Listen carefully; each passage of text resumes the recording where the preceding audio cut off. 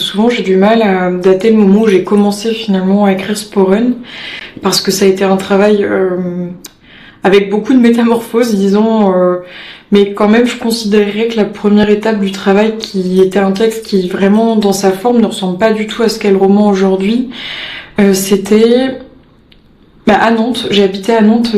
j'habite à nouveau à Nantes, mais donc il y a peut-être 4 ans.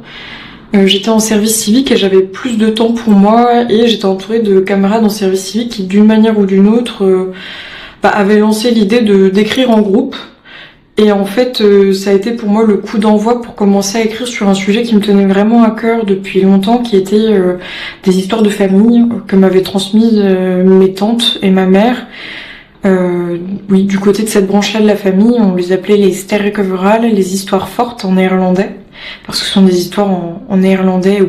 on en reviendra peut-être plus tard sur les langues, mais encore dans une autre langue finalement.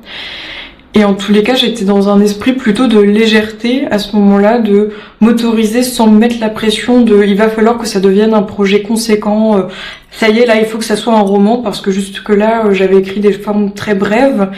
et en même temps j'y trouvais pas trop mon compte, mais en tous les cas là je crois que c'est une question de... Je m'autorisais en tous les cas à écrire et à me lancer sans trop savoir où j'allais. Et c'était surtout ça peut-être qui était important, d'être bien entouré et de pas se mettre la pression de... Il faut que ça donne quelque chose de conséquent en fait. Peu importe ce que ça allait donner, en tous les cas j'allais commencer à l'écrire ce projet sans savoir où il allait.